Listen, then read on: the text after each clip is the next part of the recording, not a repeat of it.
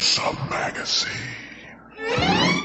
Hello once again and welcome to Gruesome Magazine. I am your host and this is Gruesome Magazine, where we review the very latest in streaming and video on-demand horror movies. Each week my co-host Jeff Mohr, Crystal Cleveland, Christopher G. Mohr, and I will take another look at very spooky, scary, and gory genre classics.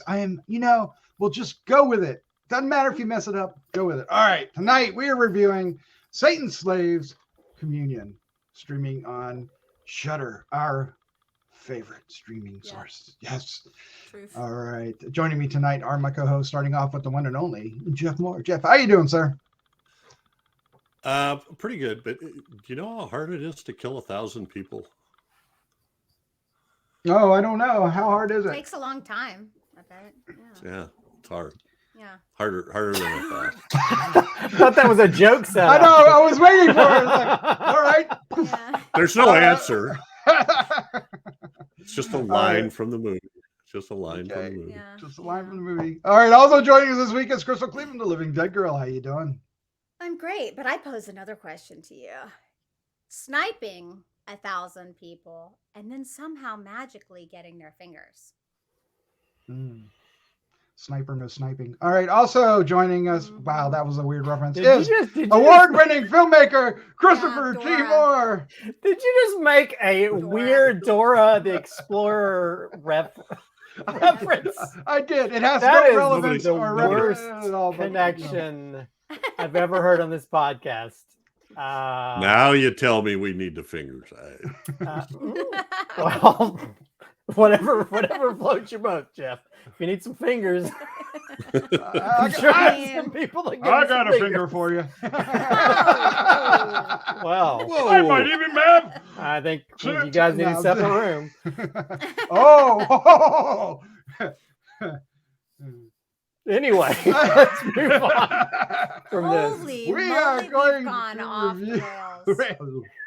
We're going to review Satan's Slave Communion, which is a sequel to Satan's Slave, which in itself is a remake of Satan's Slave. So yeah, that's all that happening. But we are going to give you our first impression, which will be spoiler free. Then we're going to dive into a discussion and get into spoilers. There are a few. And then we'll wrap things up with our score of 1 to 5 and our favorite scene. And of course, we hope you enjoy not only this review, but many others that we have on the site.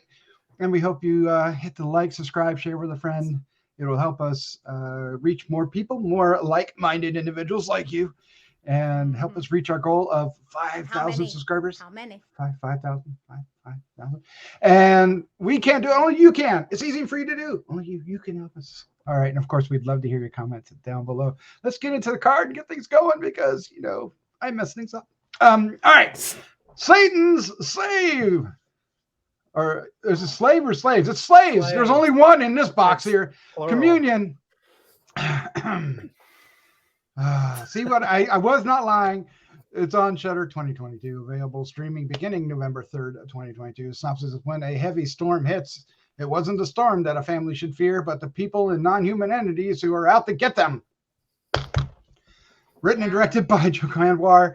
The stars are Tari Basro, Endy Arfian, Endy Arfian, yes. Bront, Palarae, Ratu, Felisha, Nassar Anus, Muhammad Dihiyat. That's wrong, but we'll go with it. And Jordi Pranata. Sounds great. I feel like there's a by Felisha joke somewhere in there. I don't think I'm not sure I passed that one. Hey, wait. Her Instagram is like all about Felisha. Something like that. So it is kind of a thing. All right. Well, let's get into our first impressions.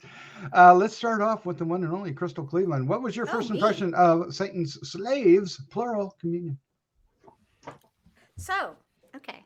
I was not shocked. ready. I was like, I really like this movie. Okay. So let me just say, it's an Indonesian film, and they have a lot of, unfortunately, very poor areas, and I think that this kind of gives you a glimpse into that world, and it's a bit sad. Actually, it's a lot sad, and I love these characters. I love there's these three boys that are friends, and their relationship is so cute to me, and the way that they joke around is just precious. Like, I think that there's really good character development in this movie. All the characters are, very clearly defined. They make sense. They have their little arcs or not arcs or whatever, or they're just there for cannon fodder and deaths, which is fine too. We need that. The story gets a little bit long, but I like where it heads, and I like. Whoa. Whoa! Wow. That's a nice tie into the movie. Okay, sorry, my bad. Yeah, it actually did tie in. Sorry about that to anyone who has any sort of whatever, But where was I? I like where the movie goes. I like how the story shapes up and plays out, and they actually leave the story. This is a nightmare. You're like that kid that crawled through the wall. Yeah. So they actually leave the ending. They set it up for another film, and I've got to be honest with you guys. Like, I was there, and I was like, I want to know what's going on. He's like, but it's a bigger story. I'm like, and tell me the bigger story, because I'm really interested in what. I have a feeling this is, they've got ideas on where this is going to go, and I want to see where it's going to go, because this second one plays in to the first one completely, and it's definitely. I'm not giving any spoilers here, but I think it's kind of spooky. It has some spooky moments, and I watched it in the dark alone. So, I mean, maybe that helps. I think you should watch all horror movies like that if you can. You're not a But yes, I liked it. Not a whip. I did not watch it. Christopher G. Mohr, what was your first impression of Saint and Slaves Communion? I thought you said pimp. I didn't for a second. God, pimp. I have never seen the first one. Oh, yeah. That's okay. You don't need to. I was squeezed for time, but I didn't need to. This is a well-crafted film. And has this director made other horror films other than the Satan Slaves films? Okay. I need to seek his stuff out. Was one. Oh, Impeticore? Okay. Right. Yeah. Yeah, he really knows how to set up the atmosphere in scenes and using either the point of view of the characters or using light and dark a lot, especially in this film. I don't know if he does that in some of his other films, but to really create some really impactful scenes, some really creepy scenes. Yeah, I mean, there are times where characters make some of the most idiotic decisions that don't make sense, but at the same time, that stuff bothered me a little bit. But I was just so blown away by a lot of the scenarios these characters get into, But yeah, I thought all the actors did really well, and it had some really sort of really. And I think, because a lot of I think I'm so used to the American horror films where it's just mostly about like Christianity and, or lately, Judaism. And so in this one, you get like the Muslim side of that, which is interesting.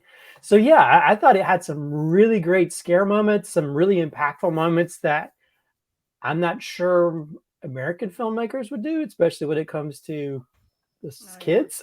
Kids. Oh my God.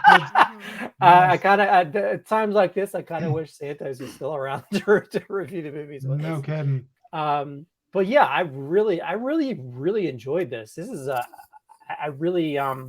this director really has a great eye for setting up scenes and scenarios, especially in the dark, to where I really got creeped out and I just got back from Halloween Horror Nights, and I have this habit when I get really big jump scares, I yell the F word out really loud. I did it 2 times watching this movie because I got mad because it scared me.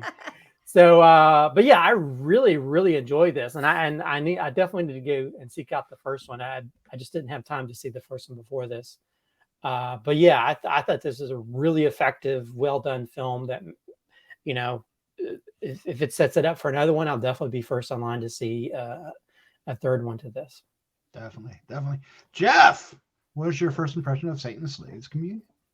Yeah, I love this movie. The I loved Satan's Slaves too, the first one. And I noticed, they're not doing that on IMDb, but on the splash on the screen, it says Satan's Slaves 2,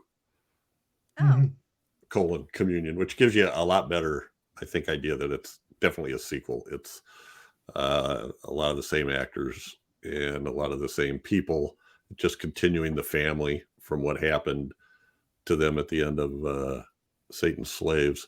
Also, Christopher, Queen of Black Magic. And this Joko Anwar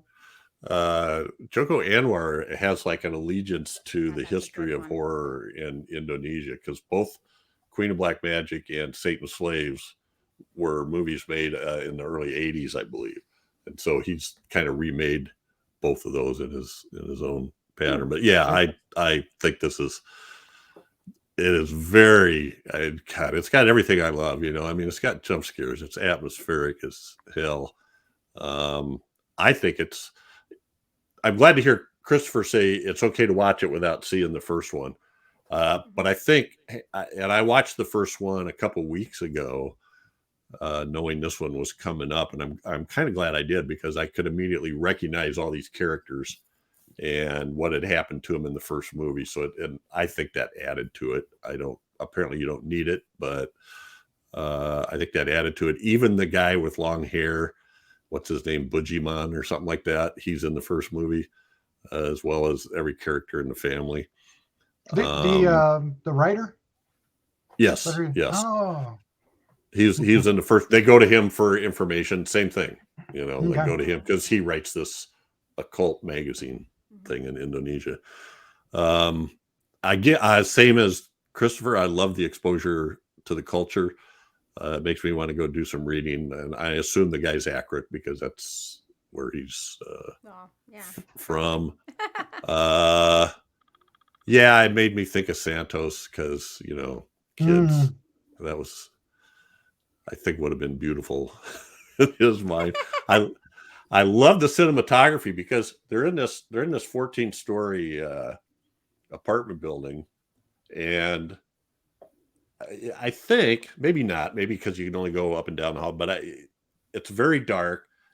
But he does a great job of, you always know where you are, even though there's a lot of spin arounds and running one way or the other. He does a great job of orienting you. And even though a lot of scenes are very, very dark, you can always see, I think, what you're supposed to see or what you need to see. Right. Yep. Anyway, I loved it. The storm adds to it. And I agree with Crystal on the family and the relationships and that stuff. So it was a lot of fun. It was like visiting people that you knew if you had seen the first one almost. Yeah, I enjoyed this one. I'm trying to remember. I've seen the first one. We reviewed it, but I didn't remember much from it, and I wish I had watched it again. Because I didn't realize that the writer was a part of it. I knew the immediate family were, and some of their history that comes back. But I watched this movie twice because the first time I didn't make it through it. I had a little bit of a rough time with this one. Wow. I didn't. It didn't grab me as much as some of the others. Now that doesn't mean it isn't good, because there's a couple scenes in here. There's stairs, there's elevators, there's things up in the ceiling. There's a lot of things that will make you go boo and scream and yell. And one scene one of the three I mentioned had me white knuckled. I was like, oh no. And it was like insanely effective in that way. But this movie is so gloomy and dour. It's just so oppressive in its presentation of these people's lives. It's almost, it's a little unbearable without the horror. Without the horror, it is, though. I know, but it was just like, oh man. So it's a fascinating film, and I want to watch it again and get through it. I want to get through it in one sitting and watch it all at one time because I had to take spots, and I think that kind of pulled me out of it too much. It's a long movie. It's almost 2 hours, and I felt that. But it is beautiful. It's shot really well. The cinematography, like Jeff was talking about, is remarkable. And I, like Crystal, I watched it in the dark, but I was watching it on my computer, not the TV. I didn't stream it because I wanted to be able to get right in it, and or at least the second time. The first time I did try to stream it, and that didn't work. And it worked better when I had it, but it also had my headphones on, and the sound design on this, especially when there's a radio involved, is insanely creepy and scary. Really, like, goosebumps. My reaction isn't as strong as yours, the three of yours, but it's still a positive reaction. Yeah, I had one point where the screener kind of stopped. It wouldn't go past a certain point, and I was upset because I really wanted it. Okay. So, but yeah, I will say it's like, I feel like it definitely was a little too long, and there is one scene where it involves the light going in and out that just went on too long. It was drawn on too long, and I understand the elements of it, but I feel like I was like, come on. In fact, it was giving me a headache. I was like, okay, we love. I like the visual of this because there's this isn't, well, I guess we're kind of in spoilers, but we're in spoilers. Involving the flash of a camera light of that specific time period. But the one where she's like on the floor and you see her point of view and it goes in and out, and I was like, oh, that's kind of cool. But then after about felt like 30 minutes of that, I was like, okay, we get it. Let's show some regular stuff. That was the one point where I felt like, okay, that could have been reduced a little bit, too drawn out.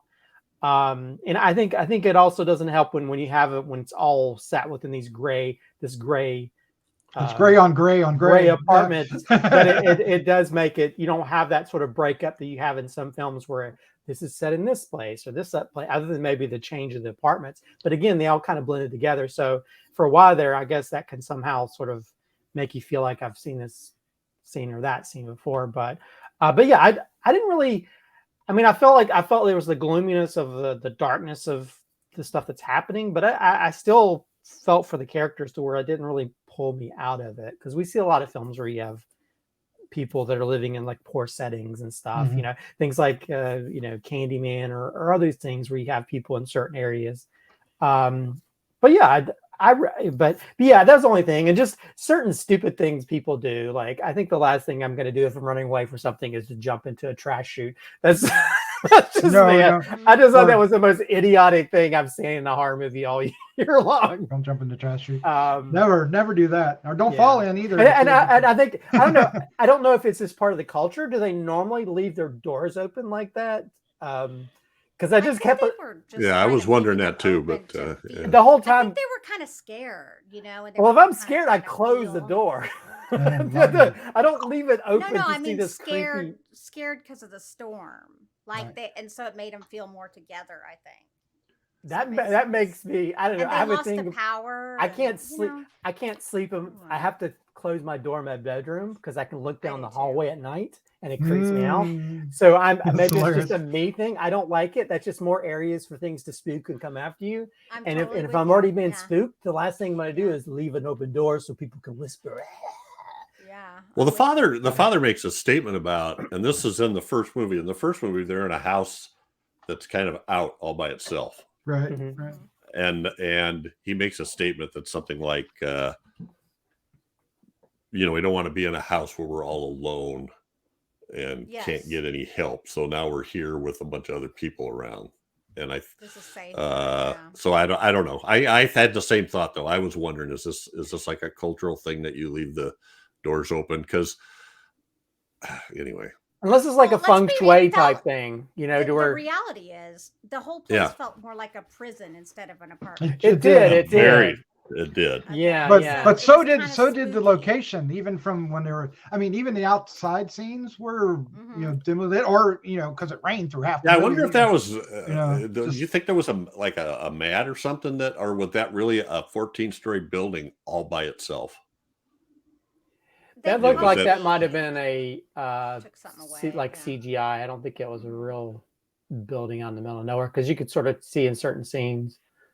I would doubt, unless they change everything around it on the bottom, like they do sometimes, to where they have like a regular building. But I feel like that might have been a fake building, but you never know, because in certain areas you have like where they build a building and they never do anything with it Oh, because of fair the enough. area. Yeah. So Mhm. Yeah. But the scene is incredibly effective when it really gets into the meat of it. Like I mentioned the scene with the elevator, and that scene, there's a scene with the elevator where it goes all the way up to the top floor.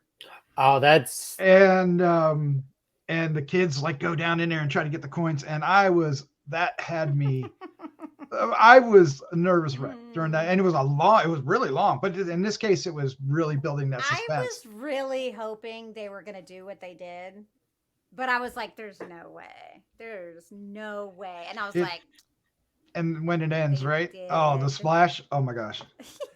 Oh my gosh. But I was like that one little, girl. oh my God. And her scream was like, oh, but the kid, what got me So even good. more was the kid on the top floor reaching in, trying to grab his mom. I was like, Oh, oh yeah, no, yeah. his arm's going to, oh I no. kept thinking his arm was going to cut off. I 'cause know. I think if it was an American movie, I wouldn't worry about it so much. But anytime foreign films, they're not so precious about kids Yeah. getting maimed or whatever. Right. And I think that's important because you do feel, Like it feels a little more actual dangerous, fear. right? Yeah, yeah. Mhm. Well, and there's that other scene involving the elevator again that is very effective and creepy and scary, Yes. which I'm like, hello, there's a storm going on. I'm not going to walk into an empty elevator. Hmm. So she Well, got what she deserved for walking in that stupid elevator. But a big part of the suspense was so there's this accident in the building, and a bunch of people are killed, and so in the Muslim tradition they kind of wrap them up in swathe them in these cloths and stuff, and Yeah. tight, except for their faces are exposed, and they're in their apartments laying there. Oh Yeah. God, on that's a Yeah, that carpet. was really, and their relatives are all sitting around with this dead body there, and then the storm is raging, the lightning's flashing, so you see kind of like that strobe effect was there even when they didn't have the camera, you'd see things in it anyway. That Right, was just that there's one. always all these shots, there's something happening over here, and in the background there's these Yep. dead bodies laying. Well, and you're just like, you can't take your eyes off them. I literally, again, I've said this before.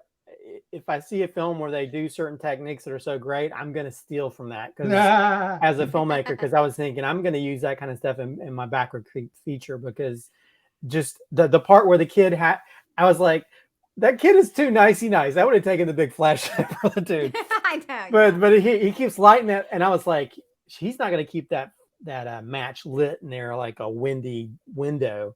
Mhm. And and I was like, every time we light it, I kept looking at those dead bodies. Yes, and and when when they're it turned- then oh my they're God. turned, I was like, oh my God, Yes, I would you'd have to change my pants after that.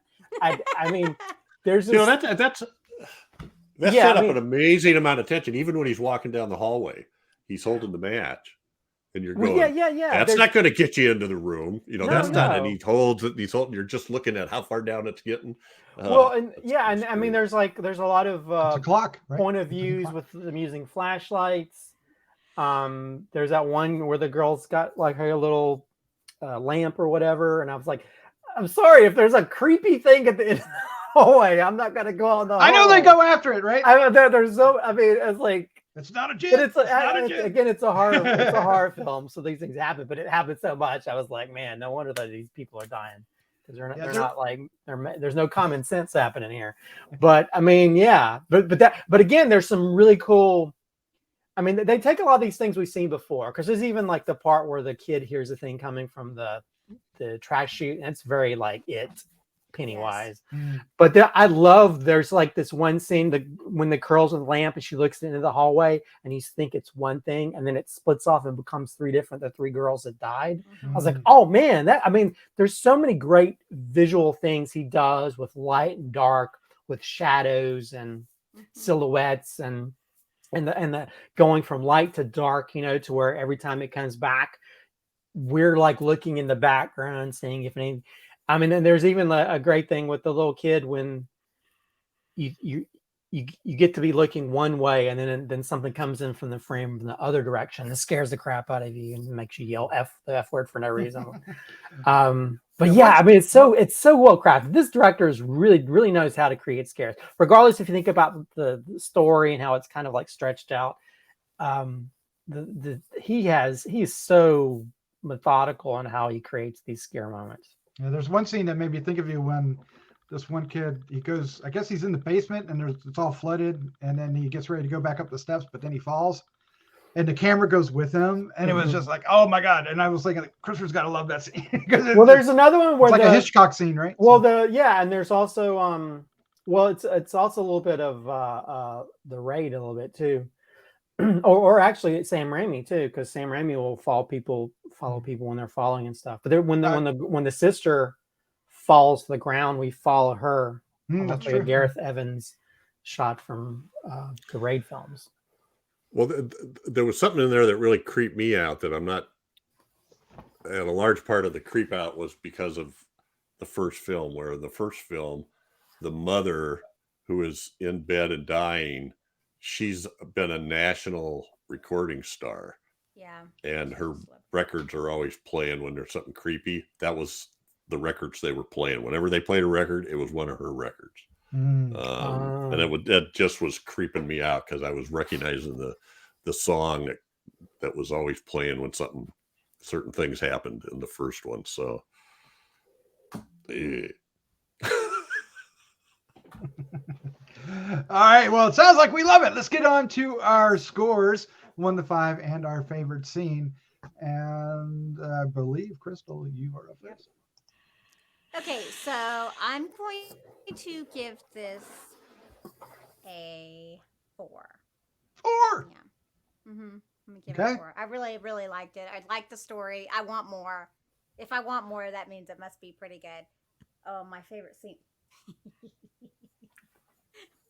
Obviously, splat goes the elevator. Oh my God, that was so good. I died. I was like, I really hope they do. But they're not going to, so whatever. And then, like, the way they did it, I think, obviously, it was done perfectly. And just the way the splash, I was like, yeah, it was good. Yeah.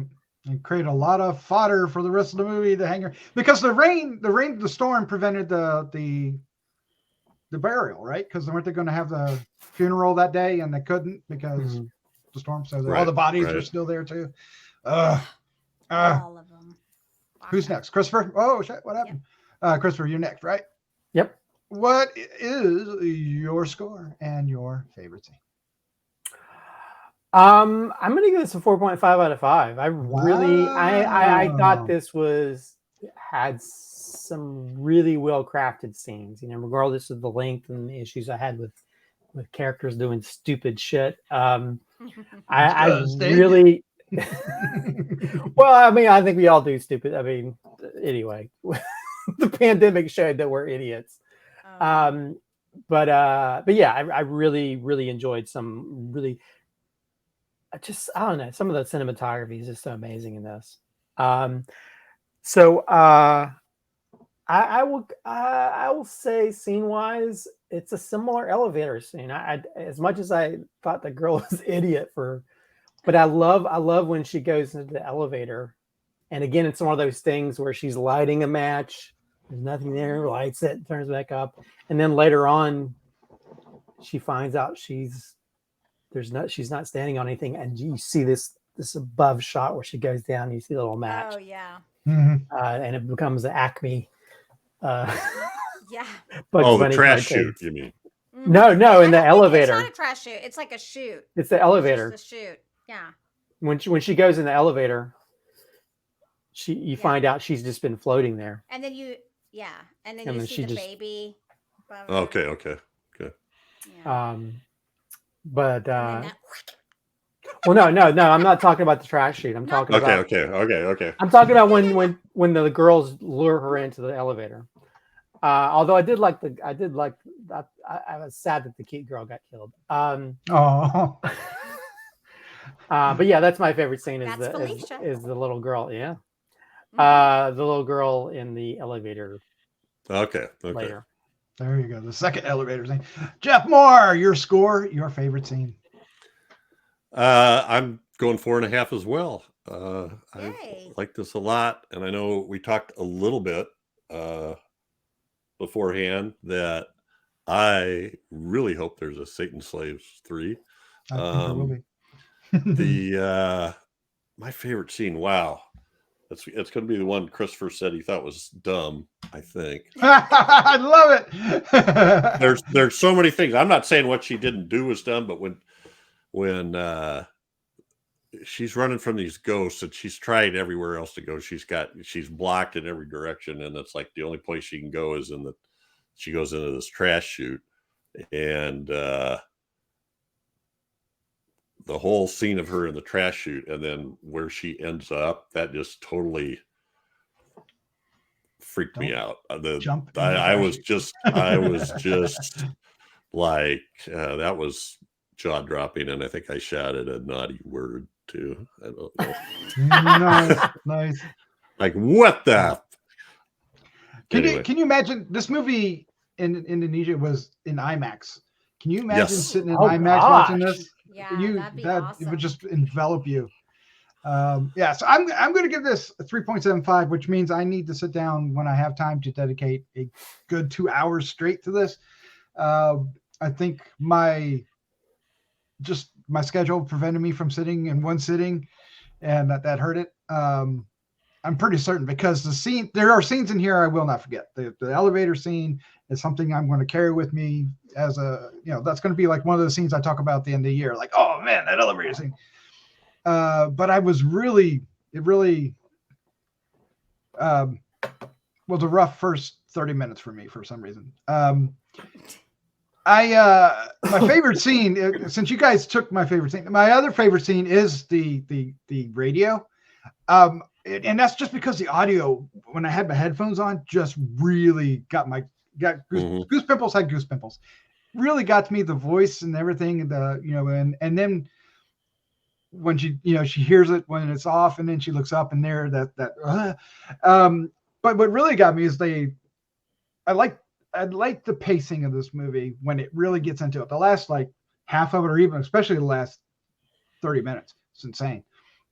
But when it then the guy comes to the door that fixed the radio for her, and she gives the radio back and says, "Do me a favor, take this and throw it away," or something. And he throws it down that chute. I don't know. That scene was just really effective in a very simple way, right? And it just had all these things going for it. And we talked about how the cinematography is strong for this, even though you're talking about basically a gray tone. Almost the entire film is gray tone. There's not much color in it. And is Ikal Tangjung, maybe. And he did Impedagore, he did Saint and Slaves, he did Gondola, which you mentioned, Jeff, in the pre-show. So he works with this director quite a bit. And I think you can see that on the screen. I think they definitely speak the same cinematic language, if you will, when they're filming. It definitely has the visuals and the tone that way that you expect from his movies, from what we've seen previously. So, well, yeah. Well, and that there's a scene with that girl when she's in her apartment and we just follow her around, and that character keeps popping up in the background where they have to just clearly place it in certain way. So we're even throughout the whole movie, I kept seeing if anybody walked into like raising it to the full fill of screen, I kept expecting somebody to pop up behind them. But it was also what he's saying is like, oh, they're torturing me. Oh, I'm hurt. I'm cold. It's like, oh my God. Well, what she was digging in the cabinet too, and the camera keeps cutting to her father, and like the bedroom. Yeah, so it creates this really tension. I mean, I feel he went to that James Wan school of like setting up your expectations to where it's like, oh, when is it going to happen? When is it going to happen? Yeah, it's always good when the entire location becomes part of the shot, right? Yeah, it's not just there, to inform you where they are. It also is part of the story, and it comes to life. And this definitely yeah. We'll be doing some scary apartments later next year too, won't we, Christopher? Yeah, well, I kept thinking about Evil Dead Rise the whole time I was watching this. All right, well, there you go. That's our review of Satan's Slaves Communion. You can catch it on Shudder. We recommend that you do if you didn't catch that from our scores. There's plenty of scares. Do be prepared. You will. It's out now, isn't it? Yeah, it's out now. Okay. As you're listening to this, so go check it out and leave some comments down below. We would appreciate to please. hear what you think of this. And is Satan's Slave still playing on Shudder as well? It is. Okay, so you can catch both of them, and I imagine the Pedagore is too. So I'm gonna be catching both of those because I want to seek more out of this director because he's got some. Yeah, I want to see Gundala because it said it's about Indonesia's top comic book hero. Okay. Oh, that's kind of interesting. I'll watch it when you watch it. So, all right. with my briefcase full of fingers. Oh boy. All right, Christopher, Jeff, Crystal, thank you for joining me tonight. Queen of Black Magic's on Shudder too. Ah, nice. That one's Wow. really, That one. yeah. Add it to the list. All right, let's say good night. Good night.